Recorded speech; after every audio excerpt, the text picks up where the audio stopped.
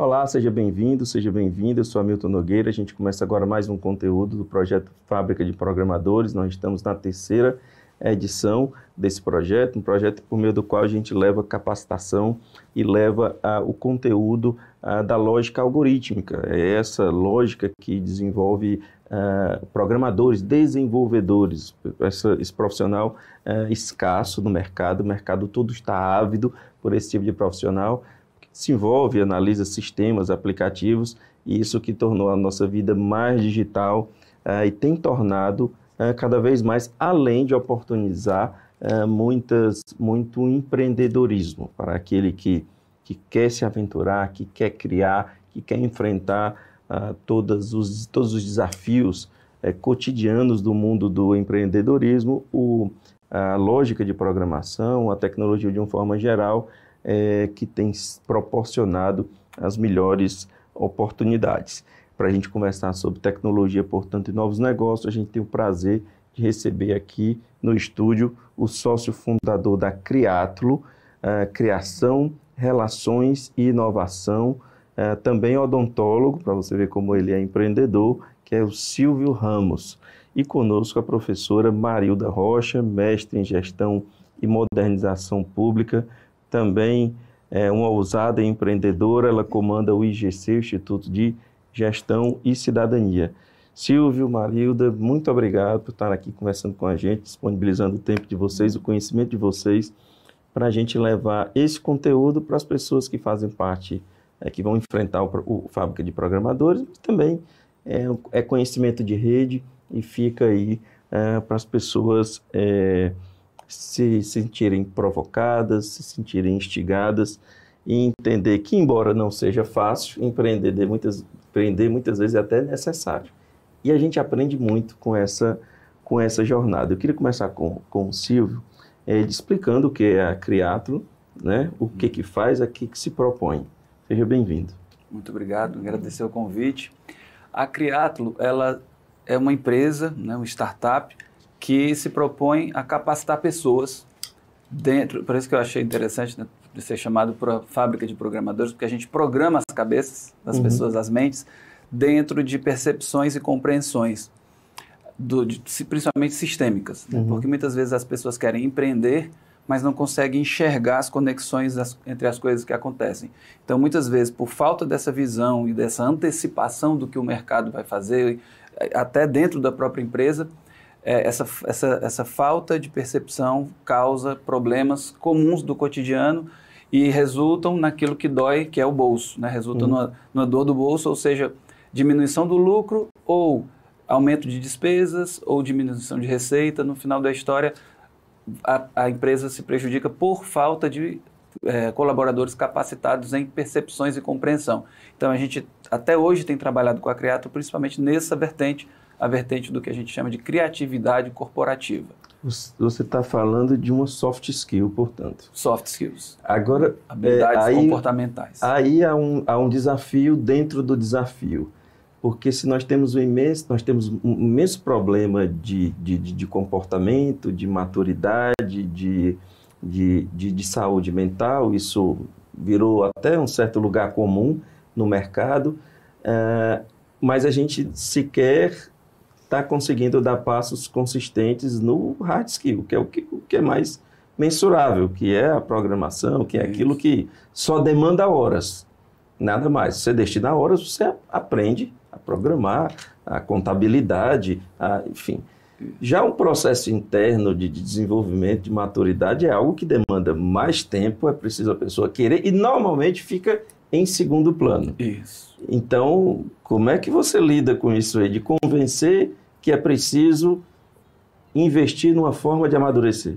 Esse é o maior desafio hoje e tem sido, desde que a gente começou, o desafio da Criatlo. A gente primeiro começou com a abordagem Pensamento Criador, que é até um livro que eu tenho, Pensamento Criador, muito além da criatividade. Eu tentava chegar nas empresas e mostrar para elas que estruturar o pensamento é essencial para que a pessoa seja, inclusive, feliz. Todo mundo achava isso massa, maravilhoso, as palestras eram, né, muito bem avaliadas, só que na hora de pagar por isso, nem o empresário, nem o gestor queria pagar, porque o entregável era muito era muito etéreo, assim, era muito solto, muito volátil.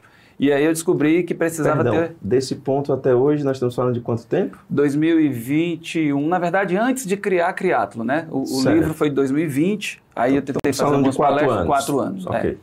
E aí eu fiquei 2 anos, 3 anos batendo cabeça e eu descobri que as empresas precisam de entregáveis palpáveis. Foi quando eu trouxe a ferramenta, uma ferramenta de ideação que eu tinha, integrei a abordagem de pensamento de capacitação e aí eu criei a metodologia aí que nasceu a criatividade corporativa no fim de 2022, mais ou menos, que a gente começou a trabalhar, inclusive, com novas empresas maiores, e foi aumentando, porque a gente tinha uma ferramenta que, ao final do processo, entregava ideias validadas, porque foram vindas do estudo aprofundado da dor, do problema, que a gente passa pela fase da compreensão, depois a ideação e depois a validação dessas ideias.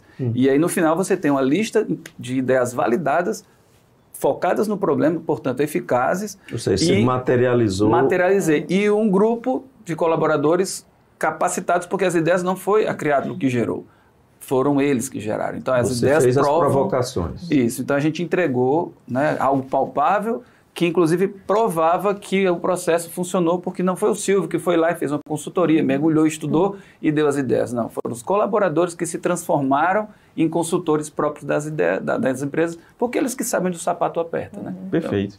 Professora Marilda... Agora, doeu, viu, no trajeto? Mas eu acho até que 4 anos para esse... Eu acho pouco tempo para essa percepção, porque isso não é simples de ser quantificado, de ter transformado em número e algo palpável. Então, 4 anos, para o tamanho dessa percepção, eu acho até pouco tempo. Só em ter sobrevivido em 4 anos, né? É muita coisa, né? Todos nós. Professora Marilda, imenso prazer recebê-la, obrigado por estar aqui. O seu ramo de empreendedorismo é na saúde. Sim. O mais necessário, o mais complexo, o que tem mais orçamento, mas que tem a pior compreensão, é um terreno difícil, bem difícil de transitar, feito por gente de diversos níveis sociais, diversos níveis de compreensão. Como é que é isso aí? O que é que o IGC faz? O que é que a senhora tem como norte de empreendedorismo? Pronto, boa tarde. Tem que falar boa tarde? Boa tarde, bom dia, fica à vontade. Bom, é uma satisfação imensa estar aqui com o Silvio e com a Milton, agradeço o convite. Bom, o IGC é um instituto, é uma organização social que gerencia equipamentos de saúde. E nós temos, sim, um orçamento, a saúde tem muito dinheiro, às vezes o dinheiro é mal gasto, né? E quando a gente assume um equipamento, a gente verifica que, primeiro, a gente organiza protocolos, essa parte mais burocrática, né?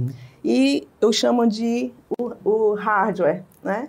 E quando a gente depois bota os softwares, bota tudo organizado, ajeita a estrutura, vem o people, que aí é o mais complicado, né? Que nós estamos com uma mão de obra que já foi formada há algum tempo, que ela não está muito familiarizada com o vocabulário da inovação, a cultura da inovação. E para a gente gerir equipamentos de saúde e para entregar um resultado que nós queremos, a gente precisa da inovação. Então, nós somos a primeira organização social do Brasil a ter um laboratório de inovação. Ele funciona lá no Nina Hub e lá nós desenvolvemos algumas ideias que a gente escuta o pessoal das unidades, nós temos UPAs, hospitais, e a gente traz essas dores também para ser trabalhadas no laboratório e nós devolvemos isso às nossas unidades. As unidades continuam públicas, obviamente, a gente é contratado num contrato de gestão, de parceria, para fazer esse gerenciamento. E como resultado prático disso, ano passado, nós ganhamos o Prêmio Criação SUS, né? Foi o IBROS Nacional, na categoria pré-hospitalar. E, olha, foi inovação, exatamente no setor de inovação, e o que nós usamos foi basicamente uma sirene. Nós implantamos um time de resposta rápida numa UPA, né, no município que a gente geria, e só essa inovação, que foi a sirene, e você ter um grupo que sabia o que fazer na hora que a sirene tocasse, nós salvamos muitas vidas. É uma inovação metodológica. E processual, né? Eu acho as inovações mais simples as mais fantásticas. E foi isso que o prêmio disse, né? Nós fomos escolhidos no primeiro lugar, nós concorremos com projetos do Brasil inteiro, e quando foi anunciado o prêmio, eles disseram exatamente isso, porque além da simplicidade, ela é altamente eficaz e altamente replicável. Como a gente submeteu... E não envolve orçamento e custo. Uma sirene. E as pessoas acham que não tem tecnologia. Tem. Sim. Tecnologia é conhecimento transformado em valor. Sim, sim. Seja fogo, seja um parafuso, seja uma sirene. E aí, como a gente submeteu a ideia num concurso que é aberto, né? Agora a ideia está no SUS. Quem quiser implantar a ideia, foi incorporado pelo sistema. Né? Isso me lembra um conceito que eu vi recentemente de intraempreendedorismo, né?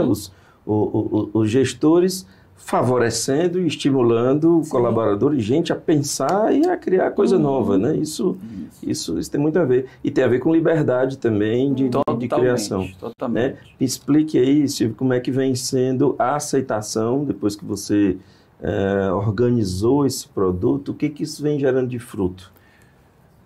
Excelente pergunta, porque a outra trava que eu tinha era que a gente começava a falar com os colaboradores e os gestores não gostavam. Então, é um processo que tem que vir de cima para baixo. Os gestores têm que primeiro entender que necessitam de inovação, necessitam afrouxar um pouco a rédea da cobrança, porque precisa ter liberdade de ter novas ideias, ou seja, liberdade de errar. Se você não pode errar, você nunca vai poder experimentar, nunca vai poder acertar. Você vai simplesmente fazer o que já está escrito. Então, aquelas empresas que enxergaram isso e viram que realmente precisavam mudar, elas tiveram mudanças gigantescas. Tinha uma empresa que tinha uma paleta de produtos fixas, tinha um ticket médio alto, de contratos excelentes, mas nunca tinham pensado que isso no futuro próximo poderia mudar tudo, inclusive a inteligência artificial na época não tinha nem dado esse boom, foi antes de março do ano passado, que praticamente nesses últimos 12, 15 meses que a inteligência artificial vem realmente mudando muito, né? Já existia há muito mais tempo, mas não estava na nossa mão como está hoje.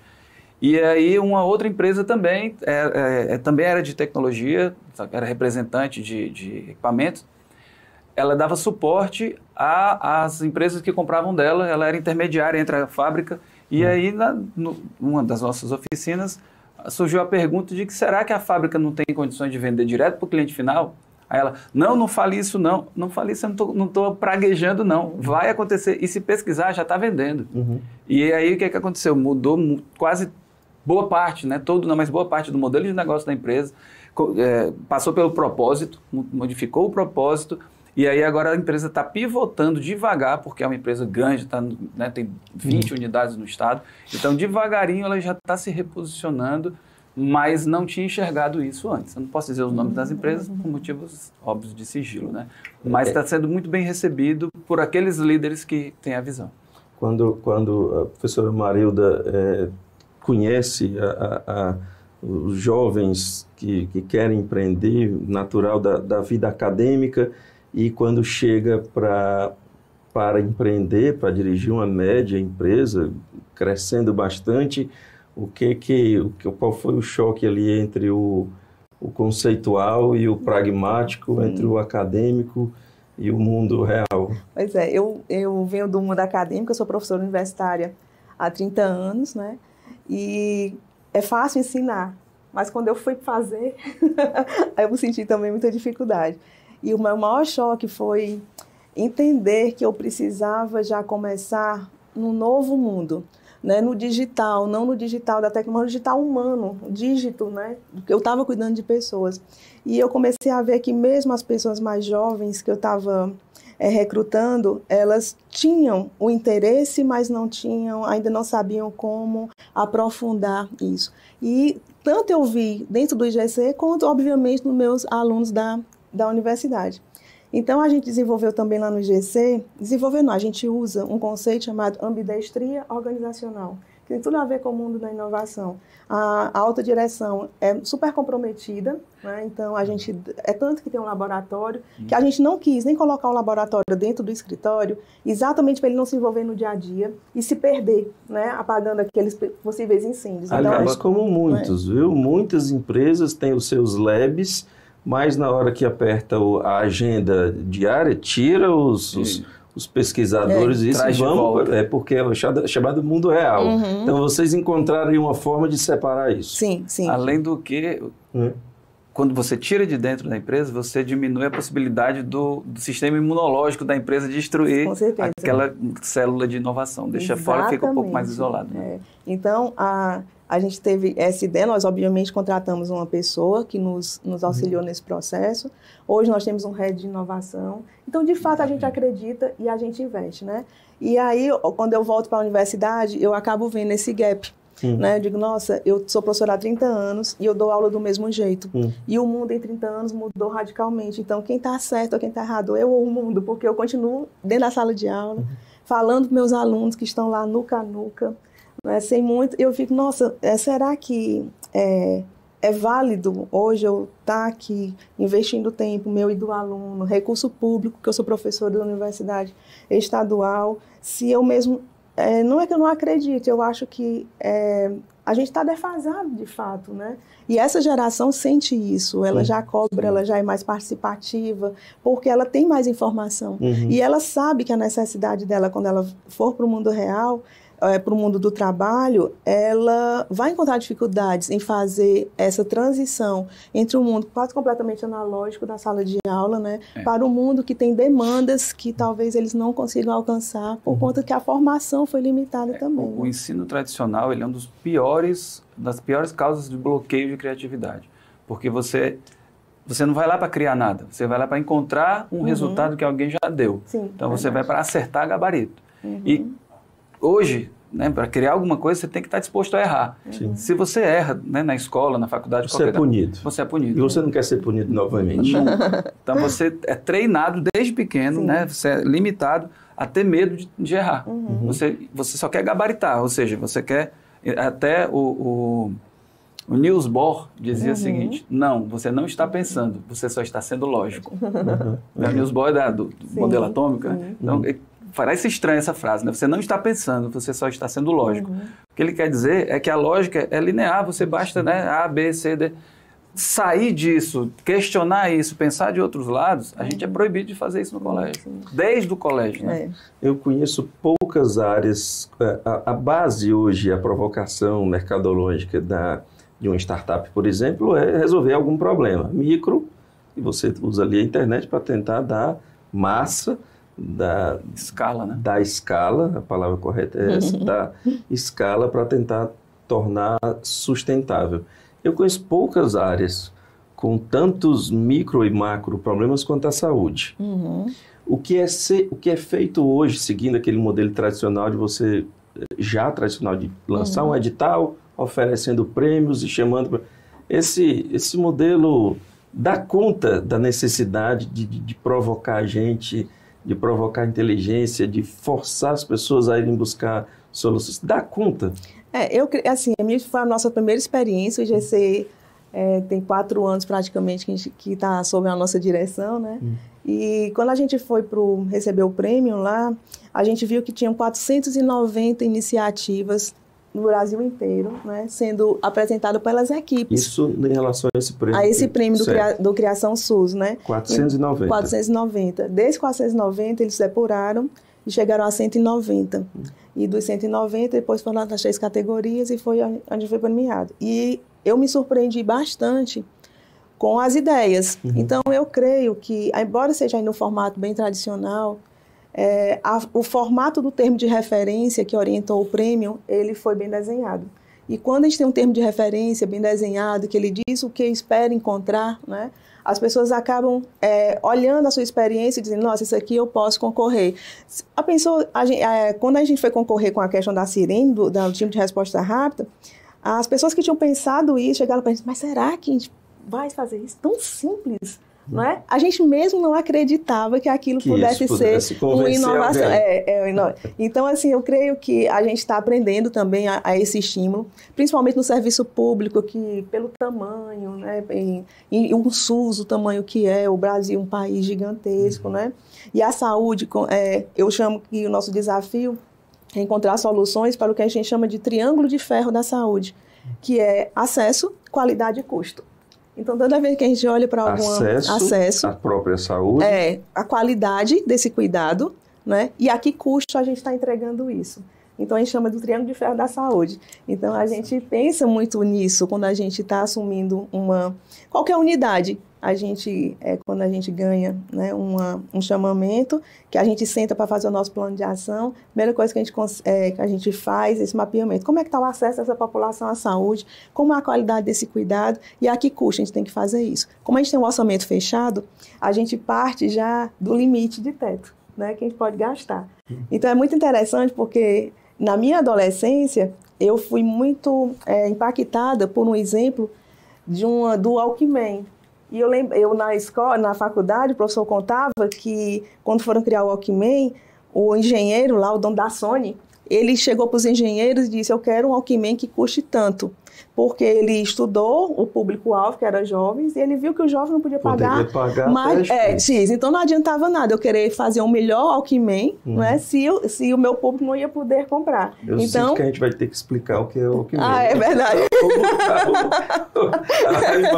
Eu acho que merece um hashtag aí, né, para depois procurar no Google o que é um Walkman, que era um dispositivo onde a gente ouvia música, só que não era digital. A gente continuava tendo que levar nele, né, a fita cassete ou o CD, né? Fone. Então tinha o fone. Com fio. Com as pilhas, exatamente. Então era um dispositivo tal qual hoje é o sucedâneo dele, que é o iPad, né? Celular com fone, né? Então isso era um Walkman. Então quando a gente pega um contrato, a gente já tem esse teto. E eu sempre me lembro disso. Eu disse: nossa, gente, o nosso custo é esse aqui. Como é que a gente vai fazer para melhorar a eficiência desse gasto? Como é que a gente vai melhorar o acesso dessa população sem descuidar desse cuidado? E aí a saúde também nos desafia a pensar formas diferentes, não só no serviço público, mas também no privado. Aí eu creio que daqui a uns 3 anos, mais ou menos, uns 4 anos, sem querer profetizar muito, o setor de saúde privada, ele precisará reinventar a forma de ofertar essa saúde. Porque hoje a gente trata muito o episódio da doença. E provavelmente o que seja melhor é você trabalhar o desfecho de saúde, né? A ortopedia está fazendo isso de uma maneira bem interessante, porque quando eu procuro um ortopedista, eu operei o joelho, por exemplo, e digamos que deu errado, certo? O prejuízo é completamente do cliente, do paciente. Ele ficou com o joelho operado errado, ele continuou com aquela dor e ele perdeu dinheiro. Isso é tratar episódio. Quando eu trato o desfecho, você só sabe zerar daqui, do meu cuidado, quando você estiver bom. Isso implica eu colocar num bundle, num combo, a fisioterapia, se você precisar de uma redução de peso... Todo o acompanhamento, um desfecho. Psicológico, em alguns casos. E você só sairá... Sistêmico só receberá a alta... Não é um joelho. No desfecho. Eu consegui curar tua dor, e isso implica meios de pagamento diferentes. E a coisa mais interessante, tem um seguro. Por exemplo, digamos que esse meu tratamento vai custar R$10.000. Isso apenas do privado, né? No privado. Esse conceito já chega ao público? Não, porque o público, pelas questões orçamentárias do recurso público, a gente trabalha com orçamento global. Sim. Que é exatamente você ter um custo para uma UPA de 4.500 atendimentos, por exemplo, né? Talvez isso seja mais difícil no público, mas o privado já a gente será demandado. Gostei do mais difícil, significa que dá para fazer. Eu já mais pensei no Open Finance. Ou então, que independente do banco você carrega aquele histórico, de repente você pode transferir o custo para onde você estiver no Brasil e isso carrega consigo. E o que eu acho mais interessante, Hamilton, é o seguro. Porque assim, deu tudo errado, chegou no desfecho e foi desfavorável, você pelo menos não perde a questão do financeiro. Quem está gerenciando o bundle, ele tem uma percentagem que vai ficar ali imexível para caso o paciente precise ou retomar o tratamento, ou tentar fazer nova cirurgia, ele não fica com prejuízo. Não é bacana, né? Porque hoje cai tudo, o custo cai todo em cima do paciente. Mais uma inovação metodológica. Sim. A forma de oferta. O que você criou e o que você vende, que tem muito a ver aí com as questões preparatórias, base, fundamentais para para desenvolvimento econômico. Então, isso é possível dar escala? É possível? Ou o que você vende é muito ali pontual, baseado somente naquilo que você é capaz de levar? Tem os dois modelos são possíveis. Atualmente, a gente ainda está no modelo de oficinas, né? Por exemplo, eu sugeri que, de repente, a gente conversasse para fazer uma oficina de criatividade corporativa dentro dessa possibilidade de trazer para o público essa visão mais sistêmica e conectar o orçamento de um com o outro. E aí a gente tem todo o protocolo para isso. E também estou desenvolvendo, levando essa metodologia para uma plataforma online. A gente tem, por exemplo, agora a gente ganhou o edital, termina agora esse mês, mais 6 meses, para fazer uma plataforma de assessment, que é como se fosse um diagnóstico. Não é diagnóstico porque não é feito por um psicólogo. É um teste, uma avaliação. Para saber qual o nível, o grau de criatividade corporativa daquela empresa. De uma instituição, não de uma pessoa. Isso, da instituição. De um grupo. Isso, as pessoas vão responder ao questionário, e esse questionário tem lá uma ferramenta, né, uns cálculos, e junto dele tem uma inteligência artificial que está treinada com a teoria da criatividade corporativa, e ela vai dar a leitura daquelas respostas e vai dar um parecer sobre aquela empresa em cima das respostas que os colaboradores deram. Então, isso esse mês já está entregando, financiado, né, com recurso público da FUNCAP, a plataforma de criatividade corporativa, finaliza esse mês. E aí, com isso, você consegue dar escala. Dar escala. E, além disso, eu vou transformar todas as palestras, as orientações que a gente dá presenciais, eu vou transformar em vídeos que vão para a plataforma também. Então, se a pessoa prefere pagar menos, não tem condições de fazer contratar a Criatlo, ela contrata online, e aí vai ser mais barato, mas não vai ser tão personalizado quanto o presencial. Mas é uma opção para quem ainda está começando. Então, a empresa que precisa um volume bem maior, ela contrata por pessoas, e aí exatamente nosso modelo de negócio vai ser escalável. Por isso que eu falei que é uma empresa, é uma startup, porque no modelo atual ainda não é escalável. Mas como a gente está construindo para o online, aí se torna escalável. Okay. E aí vira startup. Né? Você quer chegar aonde? Qual é o seu objetivo? Criatlo vai ter atingido seu objetivo quando tiver o quê? Que dimensão? Tiver conseguindo entregar o quê? O propósito da Criatlo é fazer com que o mundo se torne um lugar melhor. E isso a gente acredita muito ferrenhamente que só se dá se as pessoas se melhorarem. Então, as pessoas se melhoram o que fazem e, consequentemente, o mundo melhora. Então, o mal hoje é muito intenso também pela falta do bem. O mal não descansa. O bem não ocupa o espaço e o mal avança. E esses nossos bloqueios que a gente tem desde colégio, né, até de educação, né, relação com o pai, com a mãe, a psicologia está aí explicando muito melhor do que eu. Tudo isso que acontece com a gente trava a gente. As nossas melhores versões, os nossos melhores potenciais são bloqueados. E isso evita com que a gente faça coisas, os melhores que a gente pode fazer. E o mal passa à frente. Na hora que a gente consegue desbloquear tanto a visão da pessoa para fora, que é o que a Criatlo tem feito até hoje, é trabalhado essa percepção para o mundo lá fora, como eu conecto as coisas para melhorar as reações. E agora a gente está começando, inclusive aqui, em primeira mão que a gente está divulgando isso, um trabalho de percepção interna. Eu tenho estudado os psicólogos, os grandes psicólogos desde a década de 30 do século passado, feito conexões entre os trabalhos deles, neurociência atual, e desenvolvi metodologias que você começa a ter percepção dos equívocos que a gente tem no dia a dia, dos padrões, das relações e dos planos. Então, a essência do enxugado que a gente vai trabalhar vai ser melhorar os padrões, que a gente tem vários padrões, então a gente vai ter ferramentas para cada um, vai melhorar as relações, que às vezes as pessoas não conseguem se descolar, não conseguem melhorar, porque estão travadas, amarradas em algumas relações. E o pior de tudo é que geralmente isso é no subconsciente. Você não consegue enxergar. Mas na hora de acessar isso não é fácil, né? Não era fácil. Então é isso que a gente está querendo fazer. Porque já foi trabalhado, só que foi esquecido. Porque trabalhava o indivíduo. E algumas metodologias ganharam mais luz porque trabalhavam os grupos. Por quê? Porque na época, economicamente, você queria trabalhar os grandes volumes. E agora a gente está conseguindo trabalhar o indivíduo por conta da internet. Então, eu estou resgatando muitas ferramentas, muitas metodologias, mas é importante dizer que a metodologia que eu estou desenvolvendo já está pronta. A gente vai agora criar uma comunidade para se transformar num movimento. É um movimento de gigantes, o nome, porque é para tirar o gigante que cada um tem dentro de si.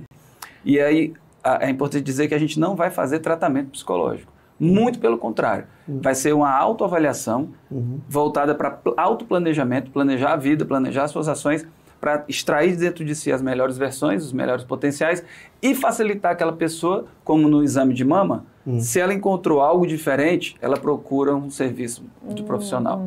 Então, sem oba-oba de motivacional, vamos lá, você pode, isso funciona para uma parcela muito pequena. Por quê? Porque essa parcela que funciona, esse oba-oba, você pode, o campeão não arranja desculpas. Para mim isso não funciona. O que lhe motiva, de repente, não me motiva. Por exemplo, um exemplo clássico, futebol. Cara, tem gente que esquece os filhos para ir para uma partida de futebol. E tem gente que tem asco, abuso a futebol. Então, uma coisa que motiva um pode desmotivar ou até enojar outros. A motivação é muito individual, e é aí que a gente trabalha. E se a pessoa sente alguma coisa diferente, ela vai ser estimulada a procurar um serviço profissional devido. Exatamente. Mesma pergunta que eu faço para a professora Marilda: quer que o IGC chegue onde? Que nível de maturidade? Mesmo que do ponto de vista, mesmo que seja um sonho, o que a senhora imagina que quer atingir o quê para dizer, pronto, essa é a instituição dos meus sonhos, foi isso que eu quis fazer? Bom, o IGC, como OS, hoje a gente depende muito ainda do orçamento público, mas a nossa meta é a gente também transitar para o privado, escalar muita coisa que o SUS, pelo tamanho que ele ele ensina muito também, né? E se a gente tem o ensinamento do SUS, a gente tem um laboratório de inovação e a gente consegue financiar algumas soluções, a gente consegue, por exemplo, ofertar algo hoje que no mercado não tem para a iniciativa privada, que é a atenção básica para empresas, por exemplo, né? Que é a prevenção, a promoção da saúde. E quando a gente cuida dessa parte, eu vou diminuir o que a gente chama de doenças não transmissíveis, né? Que são as comorbidades, diabetes, questão do coração, que isso é alteração de modo de vida. Doenças de hábito. Mudança de hábito. Então, a gente Ceará quer... tem uma série de casos de pioneirismos aí que a gente já pode dizer que a gente tem orgulho de muita coisa nascida aqui. Se a senhora, de repente, consegue, de fato, de uma forma tecnológica ou metodológica, assim como foi o caso da Sirene, uma prosaica Sirene, encantar o país, eu acho que tem muito potencial de transformação de vida mesmo num país tão imenso como esse, e com tanta necessidade. O que ela falou é tão fantástico, porque, por exemplo, a diabetes, né, a obesidade, tem passos antes, né? Você engorda porque come, ok, mas por que você come? Então, vem aquilo que eu falei dos padrões. Às vezes as pessoas têm padrões e têm relações, às vezes tem gente que come para maltratar o pai ou a mãe, porque lá atrás teve alguma coisa que aconteceu que ela transformou um padrão, que dentro do processo a gente chama, tem um padrão que é o de autoflagelo ou autodestruição. Para a pessoa se machuca, se fragiliza para doer no outro. Então, e muitas vezes acontece sem a pessoa nem se tocar. Na hora que você põe luz sobre isso, a pessoa tem a opção de tentar já mudar a partir daí. Se não conseguir, procura ajuda profissional. Para a gente ir terminando, nós estamos com cerca de 29 minutos no ar, é isso mesmo? Eu queria ouvir da professora Marilda por que a tecnologia está incrementando o vocabulário dos adolescentes. Sim. Com a tecnologia, ela exige novas formas da gente se comunicar. Né? E tem uma linguagem toda nova. O próprio Silvio, quando estava conversando, ele falou startup, pivotar. Né? E eu estava contando antes para o Hamilton que o verbo alucinar, a palavra, né, o verbo alucinar, foi, ano passado, eleito a palavra do ano, por conta da inteligência artificial. Por que alucinar? Porque a inteligência artificial, ela alucina. E quando é que a gente alucina? É quando a gente busca algo que não é palpável, não tem base real. Então, quando a inteligência artificial, ela busca completar lacunas na informação com dados que não tem base na realidade, ela está alucinando. Olha que coisa fantástica. Eu também tive essa mesma impressão. Alucina, trouxeram do mundo humano para ela. Olha a nossa alucinação aí, Belchiorana. Então, aí nós temos também os novos negócios com o sufixo tech, as edtechs, as fintechs, a laustech, né? Tudo esse novo negócio com nova linguagem. Né? Nós temos o verbo emular, que é próprio da programação e que é fantástico, você emular de uma base, você emular de algo bom, sabe? O propósito do Silvio emula de algo que ele quer para o mundo. Olha que coisa fantástica, né? E os adolescentes, eles têm mais domínio, até porque nasceram nesse mundo, né? Digital. E eu acho fantástico, porque a linguagem, ela é necessária. Toda vez que a gente descobre uma palavra nova, é um mundo que se abre, um universo que se abre, porque você descobre um contexto, um significado, e a tecnologia está trazendo para o nosso vocabulário esse incremento, não só da palavra em si, mas das percepções. E é tão interessante que em alguns dos trabalhos dos psicólogos antigos que eu li, alguns deles falam exatamente sobre o momento em que você consegue transformar aquilo que você percebe em linguagem, é onde sua memória começa a ficar mais fixa. Aquilo que você não consegue transformar em palavra ou pelo menos percepção de significado. Sim. Esse seu trabalho, esse que você propõe às pessoas da sociedade, tem muito de comunicação, né? Tem. De saber se comunicar, de usar as palavras corretas, de saber acessar pessoas. É puramente comunicação. E a comunicação começa na percepção. Por exemplo, dos padrões é o que a gente trabalha, um padrão de comunicação. Então, por exemplo, tem uma comunicação agressiva, tem uma comunicação que é não agressiva e tem a que é meio do caminho, né? Que eu não vou entrar em termos específicos. Mas, por exemplo, uma pessoa que é passiva-agressiva, né? A pessoa que é irônica é um tipo de agressão. A pessoa que faz uma piadinha com o outro é uma agressividade. E não é aquela agressão da grosseria. Mas é um agressivo passivo. Ele bate, mas não bate com tanta força. Então, e às vezes a pessoa faz isso o tempo todo e nem se toca. Na hora que ela descobre que tem esse padrão e tem ferramentas para a gente, que eu chamo de padrões equivocados, transformar em padrões adequados. Sobre a ironia, eu vou ter que pensar um pouco. Bom, a gente está com um pouco mais de 30 minutos no ar. Eu queria deixar aí um tempo. Quem quiser conhecer mais da Criatlo, faz o quê? Apesar de que essa resposta hoje em dia já é muito pronta, né? Não precisa mais telefone. Internet, né? Então, enfim.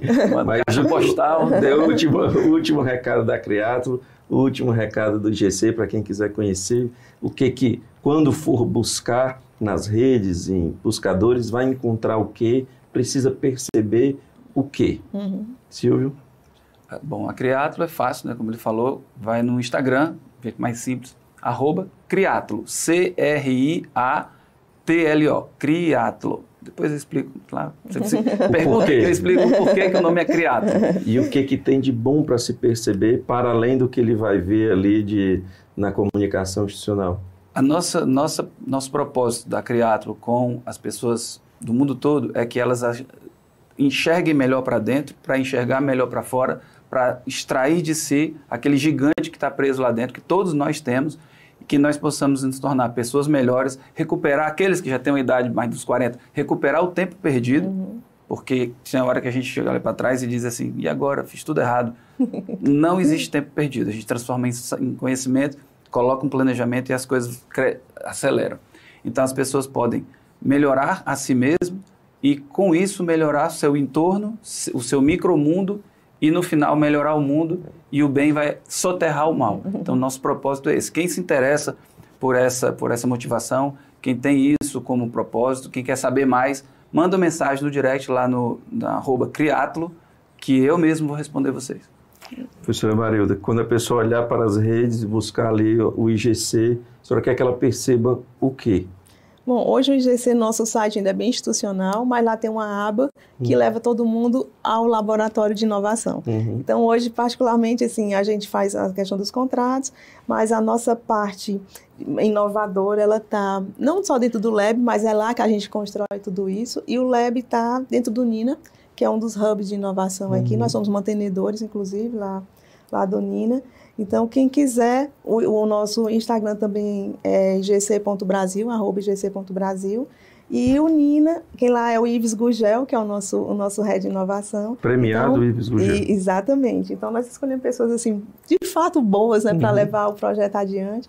E ele se comunica muito bem com os jovens. E uma das nossas linhas de atuação do Lab são exatamente as palestras que o Ives faz. Então, quando acessarem o site, né, olhem lá, tem todas as nossas informações, mas eu acho interessante olhar a aba lá do laboratório. Eu tive o imenso prazer de conversar com o sócio fundador da Criatlo, Silvio Ramos. Criatlo, Criação, Relações e Inovação. e com a professora Marilda Rocha, mestre em Gestão e Modernização Pública, que comanda o IGC. Nós falamos sobre tecnologia e novos negócios, dentro desse contexto de criação de conteúdo para o Fábrica de Programadores, em sua terceira edição, buscando trazer oportunidades e provocar aquilo que a gente precisa mais, a gente Ceará, mais historicamente, que é oportunidade, que é qualificação, que é desenvolvimento. Agradeço ao professor Marilda, agradeço ao Silvio, agradeço a você que nos acompanha, obrigado pela boa companhia e até breve. Tchau, tchau.